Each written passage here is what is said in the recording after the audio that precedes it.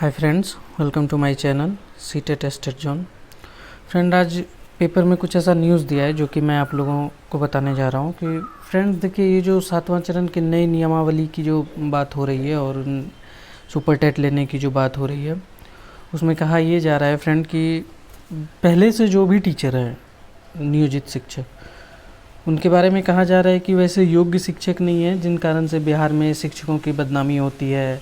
तो इस आधार पे भी नए नियमावली की बात कही जा रही है कि बहुत दिनों से बहुत से शिक्षकों की, विद्यार्थियों की मांग थी कि आयोग के द्वारा नियुक्त कराया जाए।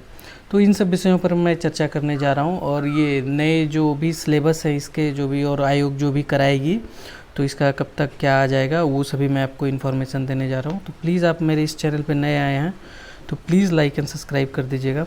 चलिए फ्रेंड, स्टार्ट करते हैं। देखिए, आज की न्यूज़ में जो आया है उसमें कह रहा है कि बिहार ये स्कूली शिक्षा में बड़े स्तरों में सुधार की पहल की जाएगी, ये कहते हैं।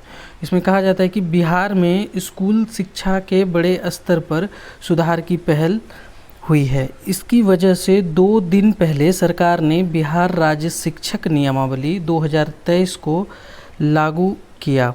ये देख सकते हैं आप। इसके दूरगामी परिणाम के सामने आए, खासकर वर्तमान शिक्षक की गुणवत्ता पर उठ रहे सवाल की समाधान होगी। देखिए, जो वर्तमान शिक्षक में जैसे कि बात कहता है कि शिक्षकों को कुछ नहीं आता है फिर भी नियुक्त हो जाते हैं। अब जैसे भी जो भी बहाली प्रक्रिया से हुई है, बिहार के शिक्षक एवं प्रबंधक कार्य के सुधार आएगा। कई शिक्षाविदों ने भी स्कूली शिक्षा में सुधार के लिए सरकार के इस फैसले को सराहा है। राज्य के 71,863 प्रारंभ और 9,360 माध्यमिक विद्यालय में शिक्षकों की नई भर्ती प्रक्रिया अमल में आने से स्कूल शिक्षा में न सिर्फ गुणवत्ता में सुधार आएगी बल्कि विद्यालय प्रबंधक में भी इसका व्यापक प्रभाव पड़ेगा। दरअसल लंबे अरसे से योग्य शिक्षकों की नियुक्ति बिहार लोक सेवा आयोग के माध्यम से कराने की मांग उठ रही थी। पुरानी नियमावली के चलते यह संभव नहीं था। जो भी पुरानी नियमावली थी उसके हिसाब से ये संभव नहीं था। अब ये आयोग को फैसला देने की बात की जा रही है कि आयोग ही शिक्षक की नियुक्ति करे, यानी बीपीएससी। नई नियमावली के प्रभाव में आते ही राज्य में 3,19,000 पदों पर आयोग द्वारा शिक्षकों की नियुक्ति का रास्ता साफ हो गया है। आयोग में शिक्षकों की यह नियुक्ति 3 दशक बाद दोबारा होगी, यानी इससे 3 दशक पहले, यानी 30 साल पहले आयोग नियुक्त करते थे शिक्षकों के। इसमें ये देखिए, कुछ बातें ये भी कही जा रही है कि पुरानी नियम, जैसे कि आप लोगों को पता है कि पुरानी नियमावली क्या थी। ये देखिए, पुरानी नियमावली में सरकार की भूमिका थी। पुरानी नियमावली से शिक्षकों की नियुक्ति सरकार की भूमिका सीमित थी कि कुल 9,222 नियोजन इकाई के माध्यम से बिना लिखित परीक्षा शिक्षकों के 3,52,000 पदों पर नियुक्ति हुई थी। योग्यता के लिहाज से शिक्षक अभ्यर्थी के लिए उनके शैक्षिक एवं प्रशैक्षिक अंक पत्र, ये देख सकते हैं, शैक्षिक एवं प्रशैक्षिक अंक पत्रों के आधार पर मेरिट लिस्ट ही मानक मात्र था। इसमें बड़ी संख्या में, यही बात जो कही गई है कि बड़ी संख्या में अयोग्य शिक्षक भी बहाल हो गए, जो आज बिहार सरकार के लिए सिरदर्द बन गए हैं। देख सकते हैं फ्रेंड, सिरदर्द बन गए हैं। सरकार अयोग्य शिक्षकों की चाह कर भी सेवा से विमुक्त नहीं कर सकती। जो ज्वाइन हो गए हैं, जैसे चाहे वो जैसे भी वो मेरिट में आए, तो अब उनको हटाना तो ये पॉसिबल नहीं है। तो यही सरकार चाह रही है कि अब जो शिक्षक नियुक्त हो वो शिक्षक आयोग के माध्यम से हो और पूरी तरह योग्य शिक्षक हो। अब देखिए नेक्स्ट, जो इसमें कुछ बहुत से लोगों का ये भी मानना है कि ये शिक्षक बहाली ये फंसाई जा रही है। देखिए, कानूनी पेंच में फंसने की आशंका भी कही जा रही है। नई नियमावली को शिक्षा में बड़े सुधार के माध्यम से रखकर लागू की गई है, लेकिन इसे प्रभावी तरीके से लागू करने के कई व्यापक दिक्कतें आ सकती है। मसलन अब 3 कैडर के शिक्षक होंगे।